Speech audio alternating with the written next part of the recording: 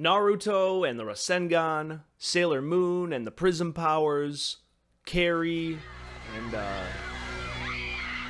so many awesome characters have their signature moves, and this is also true for Flesh and Blood heroes. Specialization cards are a great way to flesh out a hero's archetype and flavor, give a power boost to heroes that need a little bit of extra help, and are a pretty safe place to put a lot of power, as being tied to a singular hero usually prevents them from becoming too ubiquitous. Today we're going to take a look at 10 of the best specialization cards in the history of Flesh and Blood. Before we get started, please consider hitting the subscribe button if you've been enjoying the videos so far. We've got some pretty awesome projects in the works, and I promise you're not going to want to miss those. And with that, let's get on to the top 10 specialization cards in Flesh and Blood, starting with honorable mention goes to every single Kassai spec. Just I'll pick one. They're all amazing. The new one, Blood Follows Blade, best one, crazy. Insane. Anyway, alright, on to the actual list. Our number 10 spot would be way higher on the list if the hero was just a little bit stronger, and I'm talking about the Bolton spec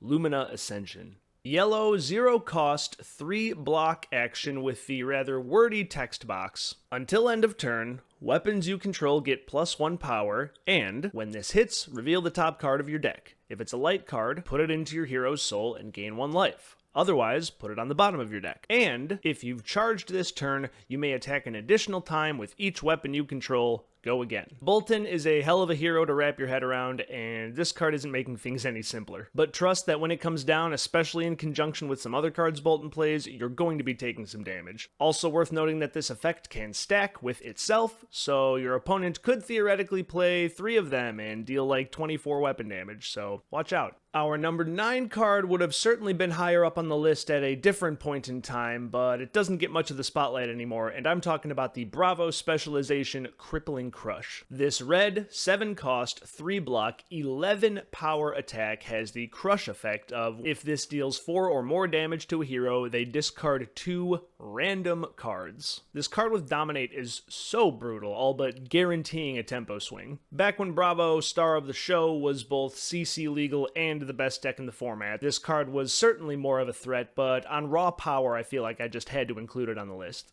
Eventually, Bravo will have his moment again, and it will be in no small part due to this ridiculous card. Our number 8 card is among my favorite on the list, and that's just because I love this hero so much, and that is the Acilio spec Sigil of Brilliance. This is a yellow, 0 cost, no block instant aura that says at the beginning of your action phase, destroy this, and when this leaves the arena, draw a card. Acilio is considered one of the more difficult decks to pilot, and that is due in large part to the combo lines that Sigil of Brilliance opens up alongside cards like Gone in a Flash, Blast to Oblivion, and Lightning Greaves. Even on its own, it can set up a card for the next turn and serve as the sigil to give your Volzar a free activation. If your opponent attacks with Gone in a Flash, pops Lightning Greaves, and then plays a Sigil of Brilliance, you're probably dead. Ultimately, I couldn't put it too high on the list because it's pretty reliant on a bunch of other cards to unlock its full potential, but it's top 3 in my heart. Coming up at number 7, we're hanging out at my rich friend's house. Here is Victor's specialization card,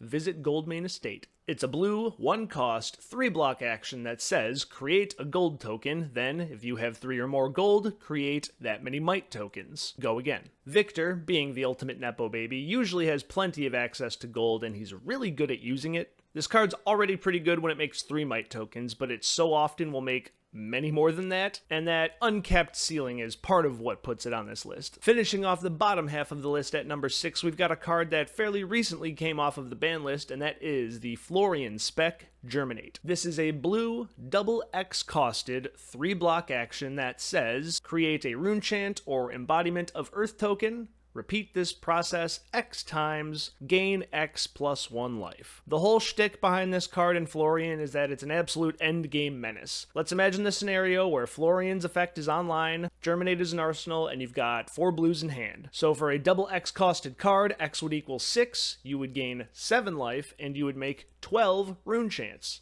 Not embodiments of Earth, you're making rune chants. It's a pretty decent setup. I should get better at pitch stacking. Time for the top half of the list. Please like the video if you like the video, and let's get on with the top 5, starting with the number 5 spot on our list goes to one of my most hated cards from one of my most hated heroes. No shade to Illusionist players. maybe a little bit. And that is the Prism Specialization Arc Light Sentinel. This is a yellow, 6-cost, no-block, instant aura with the Spectra keyword, which says, this aura can be attacked. When this becomes the target of an attack, destroy this and close the combat chain. The attack does not resolve. So basically, if you throw an attack at this to destroy it, that's all you're doing with the turn, and your attacks on hit and resolution abilities will not trigger. So why would I ever attack Arclight Sentinel? Oh, well, because you have to. Because it also says, opponents must choose this as the target of attacks if able. This card has stuffed more of my turns than I care to admit and just adds to the insane blowout potential Prism has. The fact that it's an instant just means you can get turbo stuffed in the middle of your combat chain, and it feels as awful as it sounds. For number 4 on our list, we are looking at one of the strongest cards from a recently LL'd hero, and that is the Azalea Specialization Red in the Ledger. This is a red, 1-cost, 3-block arrow attack that says, when this hits a hero, they cannot play or activate more than one action during their next turn. This includes weapons, attacks, non-attacks, equipment activations, anything. I played a bunch of Aurora into Azalea back in the day, and this card was such a house. Guardians or more defensive heroes who typically just block a few cards and send one card aren't as affected by this, but a good chunk of the heroes in the game just get completely shut down by this terrifying arrow. Alright folks, it's top 3 time, and we are taking a look at another card that has knocked me out of more tournaments than I care to admit, and is one of the most explosive finishers in the history of the game. That is the Kano Specialization Blazing Aether. This is a red, 0-cost, 3-block wizard action that says, deal X arcane damage to target hero, where X is the total amount of arcane damage dealt to that hero this turn. If you haven't had the, pleasure of playing against Kano, this card might not seem completely busted at first glance. But for you Magic the Gathering Storm players out there, this card is basically your grape shot, where it's going to have its damage amped out of control by the stacking multiplicative effects that Kano chains together. Chances are, if Kano ever plays this card against you, the game is over. Our runner-up for the best specialization cards in the history of Flesh and Blood goes to one of the most modular, catch-all, do whatever the hell you want cards I've ever seen, and that is the Dash specialization card, Spark of Genius. This is a yellow, XX costed, 3-block action that says, search your deck for a Mechanologist item card with cost X, put it into the arena, and then shuffle. If you've boosted this turn, draw a card. One of the big things to note about Dash is that almost all of the items she plays cost 0, so this card is essentially free most of the time you're playing it. It finds whatever item you want, something like a boom grenade or a cerebellum processor, and draws a card to replace itself. A free on-demand item for Dash provides out-of-control power and consistency, and Spark of Genius is a large reason why she still has really great tournament results despite lower metagame representation. And our number 1 pick for the most powerful specialization card, perhaps I'm a little biased here,